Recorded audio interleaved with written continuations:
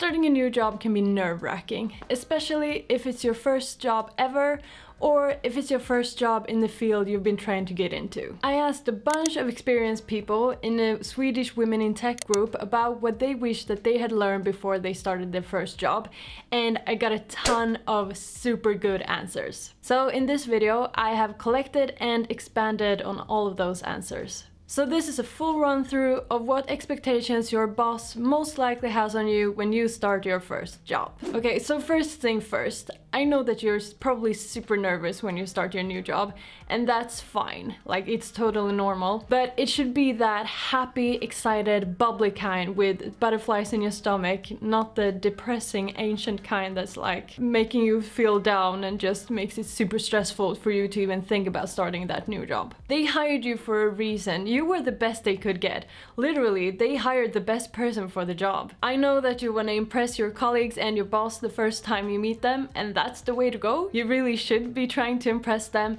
but they are most likely just as nervous and excited to meet you too. You're that new person with all of that new energy, and they are probably just as excited as you are in getting to know you too. Okay, so getting into the first point of what your boss is probably expecting from you, and that is that you're not supposed to know everything. Objectively, this is not so hard to grasp. If you're new, there's no way that you could be able to know everything. But it's another thing to get that into your head when you're at a new workplace where everyone around you seems to know everything about everything. We are conditioned from school to have the answer to everything, but work is a lot different than that. There's no test that you can fail or pass. There's only doing the work and doing it as good as you can. Your boss knows that it's gonna take you months to getting to know the people, the company, the culture, the department, the routines, the systems, and your work tasks. So take this as an opportunity to ask all the questions you can come up with in order to learn as much as you possibly can. The longer you've been there, the more expectations you get on that you should be knowing all these things. So really make sure to deep dive into everything in the beginning. Ask all the dumb questions, book lunches with people, ask for guidance on the systems and the routines, and so on. Your boss has no expectations on you in the beginning that you should be knowing everything,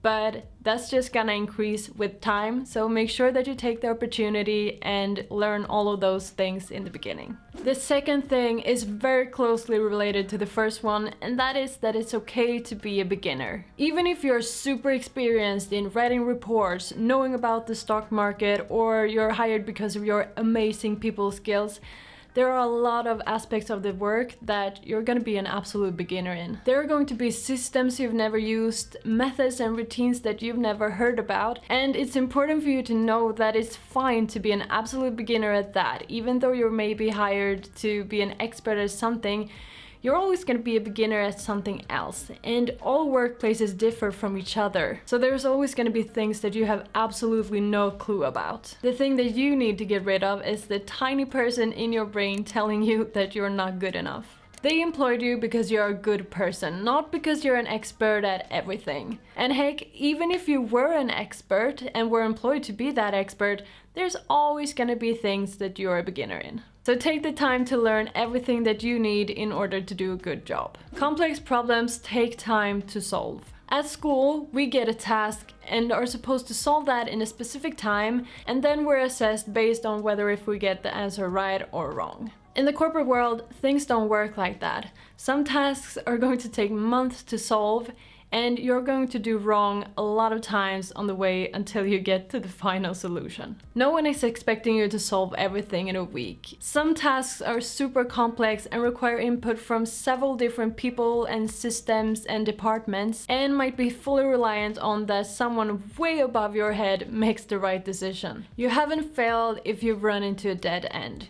You get a new perspective and then you try again. As long as you're continuously communicating with your boss what problems and challenges you have and how you're expecting to solve them, they're still going to think that you're doing a great job, even if things take quite a lot of time. So take your time in solving the complex problems around you and communicate to the people involved. And make sure that you do things right in the end, because the way to get there can be as crooked as it wants to. The next one is if you don't know something, ask for help. This is so simple, but I've still heard stories about people who don't ask for help and then things go terribly wrong. People who have been working on a problem for months and been feeling stuck and not wanting to tell their boss because they probably messed something up. And then in the end, they weren't able to fix it by themselves anyways, and they still had to go to their boss and confess that they did something wrong and that now they've been stuck, and now it's just several months later for a problem that if they had just asked for help in the beginning, someone else could have come with a different perspective, but you wasted everyone's time for a thing that if you had just asked for help, you would have been able to move on and move on fast. Your boss might not have expectations on you to know everything. However, he or she definitely has expectations on you to ask for help if you feel stuck or don't know how to move on. Either ask them or a senior colleague that is involved. Something that might seem impossible for you to solve and that makes you go around and feel anxious and stressed and nervous might take a few minutes of focused input from a colleague, and then you're on your right track again. Your boss doesn't want you to get stuck on something and don't tell them.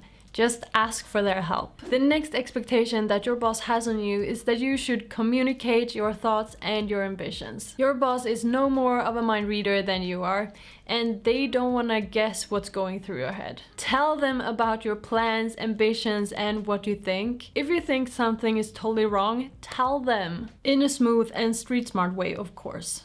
You might have an angle that they hadn't thought about yet, so make sure to tell them. The same goes for your ambitions. Your boss can help you in achieving your ambitions, but they can only do that if they know what your ambitions are. If your ambition is to be the best ever at holding presentations and you want to be up on stage because that's what you feel that you want to do, then ask your boss for help on that, because that person can make sure to mention your name when a presentation is coming up and can push you to do those things. But they can only do it if they know what your ambitions are. As I said in the first point, your boss does not expect you to know everything. But something that they're definitely expecting from you is that you're open-minded and want to learn new things. Especially if you're younger and this is your first job. They don't want someone who thinks that they know everything. They want someone who can come and take in the culture, learn about the company and how things work, and then come with suggestions and initiatives for improvements that could be made. So don't be a jerk about something that your old company did better. Come with it as a suggestion for an improvement in ways to make things better around your new workplace. Be curious about your colleagues, the company, the department, and the way that things work, because you might not have the most experience yet, but energy, engagement, and a high ambition beats that. I hope that this video has made you less nervous to start your new job. These points that I've just talked about are all from senior people in business, and they're most likely true for most workplaces and bosses. So take them to heart and refer back to them during your first weeks of work and even beyond that. If you want more content about personal and professional development, including job application tips, how to be successful at work, productivity hacks, and much more, make sure to check out my other videos and subscribe for more content every week. Congratulations on your new job. Don't be nervous about it because everything is gonna be awesome. Have a great day and I'll see you soon.